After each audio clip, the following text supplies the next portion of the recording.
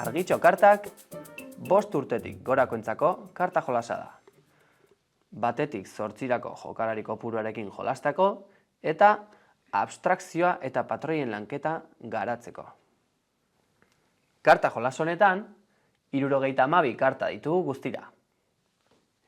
3 kolore ezberdinekoak, berdea, urdina eta gorria, 2 tamaina ezberdinekoak, handiak eta txikiak, 3 kriseilu kopuru ezberdinekoak, kriseilu bat, 2 kriseilu edo 3 kriseilu, eta 4 emozio ezberdinekoak, poza, beldurra, tristura eta haserrea. Horrez gain, 4 dado ditugu. Koloreen dadoa, kriseilu kopuruaren dadoa, tamainaren dadoa eta emozioen dadoa. Kolorei dagokienez, berdea, gorria eta urdina ditugu. Kriseilu kopuruari dagokionez, kriseilu bat, 2 edo 3 ditugu. Tamainari dagokionez, txikia edo handia.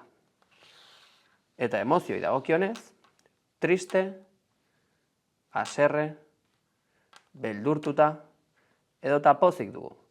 Eta beste 2 aurpegietan komodina dugu. Komodinek edozein emozio adierazten dute. Karta jolas honetan 2 aldaera ezberdin proposatzen dira. 2 aldaeretarako demagun karta guztiak mahai gainean jarri ditugula. Beraz, lehenengo aldaeran, dado bakarra hartuko du jokalari batek eta mahai gainera botako du. Kasu honetan, 3 kriseiluko dadoa atera da, beraz, jokalariek ahalik eta azkarren 3 kriseilu dituzten karta guztiak hartu beharko dituzte.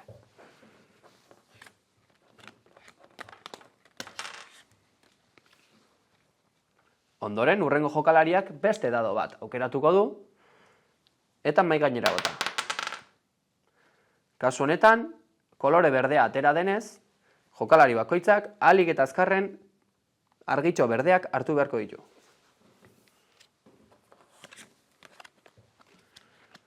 Eta horrela, karta guztiak hartzen dituzuenean, jolasa amaituko da eta karta kopuru gehiena duen jokalariak irabaziko du.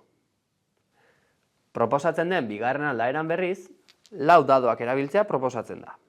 Beraz, 4 dadoak batera bota, kasu honetan, txikia dena, 3 kriseilu dituena, urdinez jantzita dagoena eta pozik dagoena bilatu beharko dugu. Eta azkarren bilatzen duen jokalariak karta hartu eta puntu bat irabaziko du.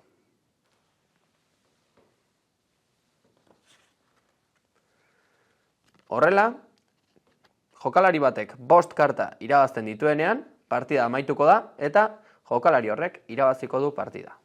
Horrez gain, 2 aldaeretan zailtasun mailarekin jolas daiteke kartak mahai gainean jartzerakoan ordenatuz edo guztiz nahastuz. Kasu honetan, urdinak, handiak jarri ditugu lehenik, pozik daudenak batera jarrita eta kriseiluak ere ordenean jarrita eta guztia berdin egin dugu kolore bakoitzarekin.